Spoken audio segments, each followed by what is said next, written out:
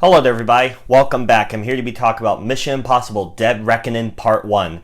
Now, this is the newest film in the well-regarded, both financially and critically, Mission Impossible franchise. And it stars Tom Cruise once again as Ethan Hunt, who him and his friends have to stop this new threat. And it's an interesting threat because it's this thing called the Entity, which is this AI machine type of thing that is, how in lots of stories AI start, like when you create something like that, it starts to gain a mind of its own and wants to do bad stuff and all. But to harness that power, if it gets in the wrong hands, which is a lot of the world governments and all want it for their own reasons to benefit their specific region. And so the goal was to destroy this thing while also going to do that. Ethan Hunt runs into a person from his past who is on the side of this Entity AI creature. And so that's the basic plot of the movie. Now, the plot does sound kind of silly and all, but honestly, a lot of people were saying that it was pretty timely, especially when you look at the current state of what's going on, which is, the writer's strike and the actor's strike, which one of the key points of the actor's strike was that they wanted to digitally, the studios and CEOs and all that wanted to digitally scan background actors so that they could pay them for one day's work and then never pay them again and have their likeness as an AI forever for like movies and stuff. And that sounds insane, obviously. And when stuff like that is actually happening in the real world, with AI getting more and more notoriety and more recognition, and starting to be used in more of everyday life, you could say.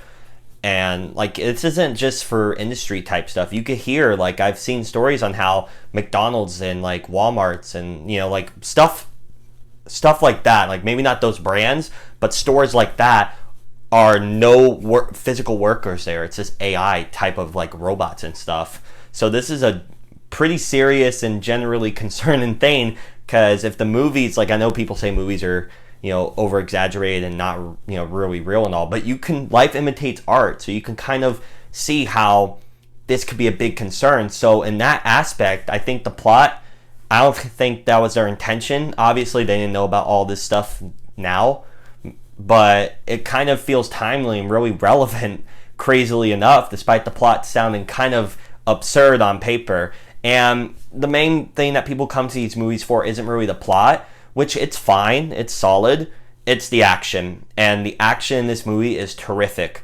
From the train, like entire third act train sequence, which as well is that part where Tom Cruise rides the motorcycle and parachutes off of a cliff. You have a lot of running because Tom Cruise loves to run in these sequences. This airport whole espionage type of stealth sequence was great. This car chase, there's so many great stunts and choreography in terms of like some fist fight type of stuff as well, that it really keeps your adrenaline going throughout the movie. And the movie, I not once wanted to look at my watch or anything. And this movie's over 2.5 hours long, I believe, so it's a really long runtime.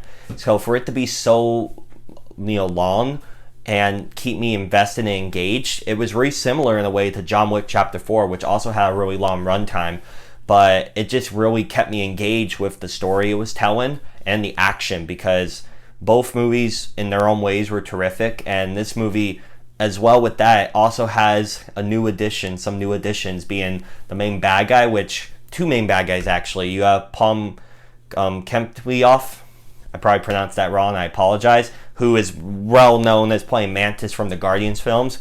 I thought she was a fun addition and add a bit of crazy because her character is kind of insane, but her sequences were really fun and I liked what her character did, especially near the end.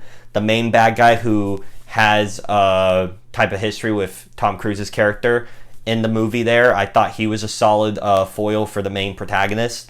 And of course, the big shining star for me was Haley Atwell, who plays this new character in the movie.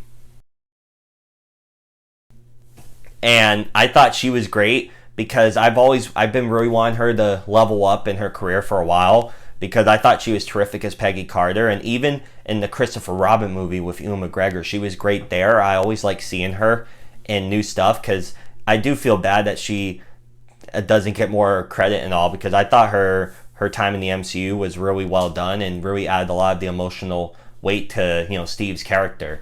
And so to see her really get a big role in here, and, you know, she's pretty funny in parts. She has some cool moments, and I just really liked her character as well. And of course, the returning supporting cast with Rebecca Ferguson's character, Simon Pegg and Vince Rhimes, they were both great, and just really add to the overall dynamic. And even Vanessa Kirby from the previous movie returns as well. She was good. And you have another new addition, which is the Gary Elfs, I believe that's his name, from The Princess Bride. Also that mayor guy or whatever from Stranger Things, like, he's here. And it's just, the entire cast was pretty solid. The action throughout was good. The story was, I was saying it was alright, but with, you know, the current climate and all, that kind of elevates it to be much better than it probably would be in a different climate. But I mean, how would this film be regarded in terms of its story down the line? I mean, the story wasn't like stupid or anything, and the action and performances and just stunt work and choreography and, you know, cinematography, everything basically surrounded the story was so near pitch perfect that you can kind of forgive it. But like I said, it's not a grand masterpiece of a story, but everything fits the puzzle so well that you can kind of forgive it, and it does have some merit in today's climate. But again, this movie was terrific. I had a great time watching it, and those were my thoughts on Mission Impossible Dead Reckoning Part 1. Again, what did you all think of this movie? Please let me know down below in the comment section, and if you want to hit the bell as well to get notified on when I upload, that would mean so much to me. And I hope to catch you on the next review. Bye.